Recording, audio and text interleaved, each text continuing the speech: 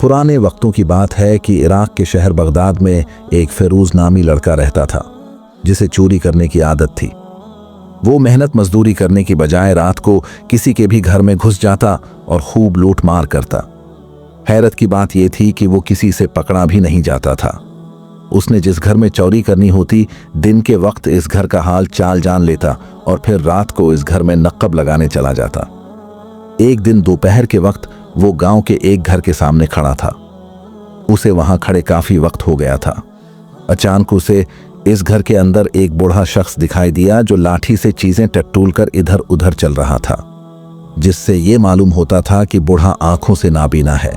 इस चूर ने जूते अपने हाथ में पकड़े और आहिस्ता आहिस्ता इस नाबीना शख्स के घर के अंदर दाखिल हो गया और इस घर के बुनियादी कमरे का जायजा लेने लगा। उसने देखा कि अंदर बहुत कीमती सामान पड़ा था। वो सोचने लगा कि अगर वो यहाँ पर चोरी करने में कामयाब हो गया तो उसके हाथ इतना माल लगेगा कि उसे अगले 2-3 साल कोई चोरी नहीं करनी पड़ेगी। जैसे ही दब्बे पांव वो घर के अंदर दाखिल हुआ था, उन्हीं कदमों पे वो वापस घर को लौट आया। घर जाकर वो सोचने लगा कि मैं इतना ज्यादा माल अकेला वहां से नहीं निकाल सकता। मुझे अपने साथ किसी और को भी ले जाना चाहिए ताकि वहां से ज्यादा माल चुराया जा सके। इसी सोच में था कि उसका ख्याल अपने दोस्तों की तरफ गया जो उसी की तरह गरीब और आवारा थे, लेकिन उन्होंने कभी चोरी नहीं की थी। वो भी बहुत ज़हीन थे, लेकिन अपना दिमाग अच्छे कामों में नहीं लगाते थे। फेरूज अपने घर से निकला और खेतों की तरफ चल पड़ा जहां उसके दोस्त घास पर बैठे हुए थे। फेरूज ने उन्हें सलाम किया और उनके पास बैठकर उनका हाल पूछने लगा। फिर बोला, दोस्तों, मेरे पास तुम्हारे लिए काम है जिसकी वजह से हम तीनों रातों रात अमीर हो सकते हैं। तुम सारा दिन फारिग बैठे रहते हो, कोई काम नहीं करते। अगर तुम चाहते हो कि पहले की तरह काम भी न करना पड़े और माल भी हाथ लग जाए तो तुम्हें मेरी बात मानकर एक काम करना होगा।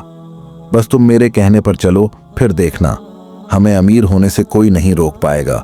दोनों दोस्त जो फेरूज की बात सुन रहे थे एकदम से हैरान रह गए कि ऐसा कौन सा काम है जिससे वो इतना जल्दी अमीर हो सकते हैं। दोनों ने एक जबान होकर कहा, हमें क्या करना होगा?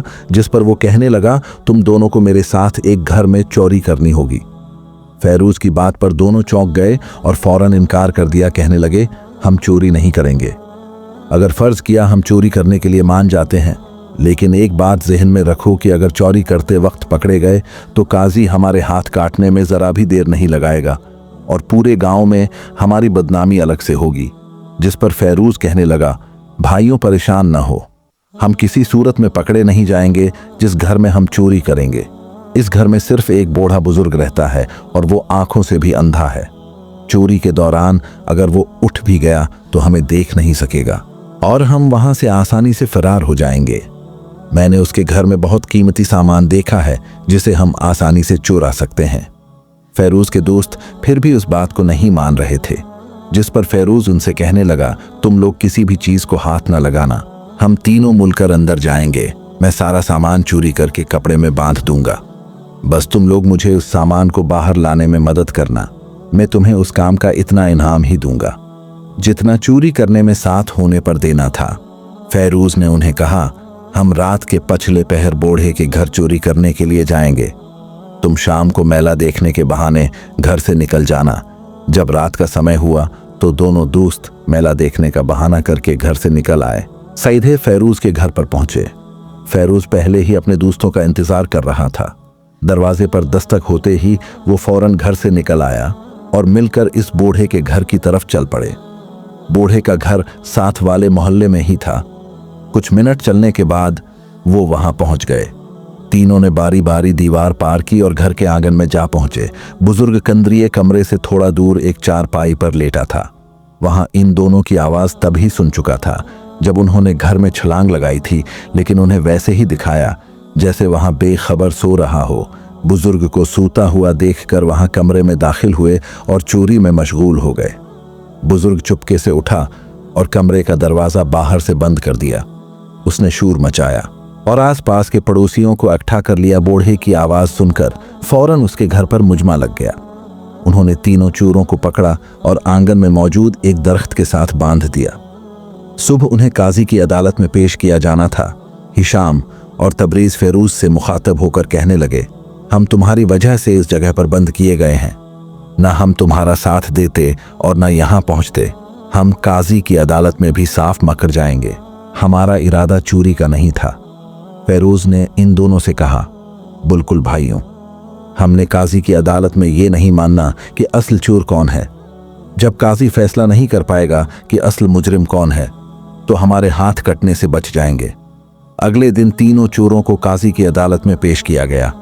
वहां मौजूद बूढ़ा शख्स काजी से कहने लगा, मैं नाबीना हूं और मेरा एक बेटा है जो व्यापार के लिए दूसरे शहर गया हुआ है।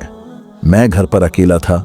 मुझे अकेला पाकर ये तीनों मेरे घर में घुसे, लेकिन खुदा को कुछ और ही मंजूर था कि इन तीनों के हाथ कटवा दें ताकि आगे कोई भी शख्स चोरी करने से पहले 1000 बार सोचे। अब काजी इन चोरों से मुखातब होकर कहने लगा, तुम्हें अपनी सफाई में कुछ कहना है? जिस पर हर एक दोस्त कहने लगा, मैं चोर नहीं हूं। मैंने इन दोनों के कहने पर उनका साथ दिया है। तीनों दोस्त एक दूसरे को ही मुजरिम ठहरा रहे थे, जिस पर काजी के लिए यह फैसला करना मुश्किल हो गया। असल मुजरिम कौन है? बुजुर्ग ने एक बार फिर काजी से कहा, अब मेरी बात माने और उन तीनों के ही हाथ कट दें। लेकिन काजी कहने लगा, इनमें से तो कोई मान ही नहीं रहा कि असल चोर कौन है। हर कोई दूसरे पर इल्जाम तराशी कर रहा है। हमें उनके जुर्म के मुताबिक सजा देनी होगी। काजी ने उन्हें गुस्से से कहा, तुम में से जो भी चोर है अपना जुर्म कबूल कर ले, वरना बाद में अच्छा नहीं होगा। काजी ने उन्हें मनाने की हर मुमकिन कोशिश की, लेकिन वो जूं के तूं रहे। काजी बेबस हो गया। उसे समझ नहीं रही थी कि वो कैसे उनको सजा दे। काजी ने उनका इम्तिहान लेने की कोशिश की। काजी ने बावर्ची से उनको खाना पेश करने को कहा। सबसे पहले फेरोज को गोश्त पेश किया गया। उसने एक नवाला लेते ही थोक दिया और कहने लगा, ये कत्ते का गोश्त है। काजी हैरान रह गया।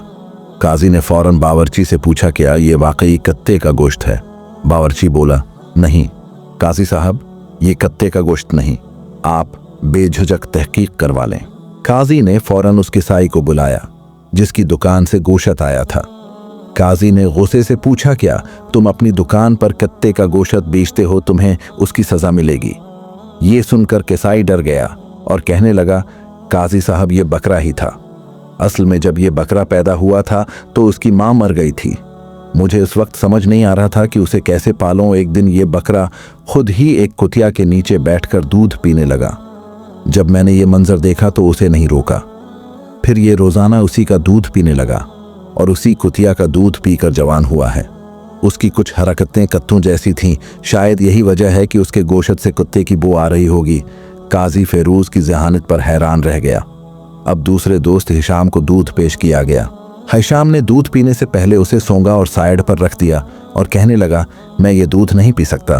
काजी ने पूछा, उसकी क्या वजह है? हिशाम कहने लगा, ये दूध जहरीला है, उसमें जहर मिलाया गया है, इसलिए मैं उसे नहीं पी सकता। हिशाम नियाज की तरफ देखा और उसे दूध चेक करने को कहा। बावर्ची ने एक दूसरे बर्तन में दूध डाल लिया। जब उसने सारा बर्तन खाली किया तो उसके अंदर एक मरी हुई छुपकली पड़ी थी। काजी एक बार फिर चौंक गया। अब तीसरे दोस्त तबरेज की बारी थी। उसे चुने पेश किए गए, लेकिन उसने भी खाने से इनकार कर दिया और कहने लगा, ये चुने पहले किसी घोड़े ने खाए हैं और उसके बच्चे हुए चुने अब मुझे पेश किए गए हैं। काजी ने हैरानी से बावर्ची की तरफ देखा। बावर्ची कहने लगा, शायद ये सच कह रहा है। कल मैंने आपके घोड़े को जिस थैले में चने दिए थे वो तहेला जाकर बावर्ची खाने में रख दिया। इधर एक दूसरा तहेला पड़ा हुआ था। मुझे ये भूल गया कि मैंने घोड़े के सामने कौन सा तहेला रखा था। शायद मैंने उसी तहेले से चीने निकाल लिए जिनमें से घोड़े ने खाया था। अब काजी सोच में पड़ गया। ये तीनों बहुत ज़हीन हैं। इनमें से असली चोर को पकड़ना बहुत मुश्किल है। काजी ने तीनों को पकड़कर जिंदान में डाल दिया और घर आकर सोचने लगा, आखिर मैं कैसे असली चोर को पकड़ूं। काजी का बेटा उसके पास बैठा था। अपने बाप को परेशानी में डूबा देखकर पूछने लगा, अब्बाजान, आप किस वजह से परेशान हैं? जिस पर काजी ने उसके सामने सारा माजरा पेश कर दिया। इस पर काजी का बेटा कहने लगा, बाबा जान, एक मौका मुझे देकर देखें, शायद मैं आपको असली चोर तलाश करके दे दूं। काजी ने अपने बेटे को एक मौका दे दिया। कल सुबह दोबारा काजी के सामने तीनों दोस्तों को पेश किया गया।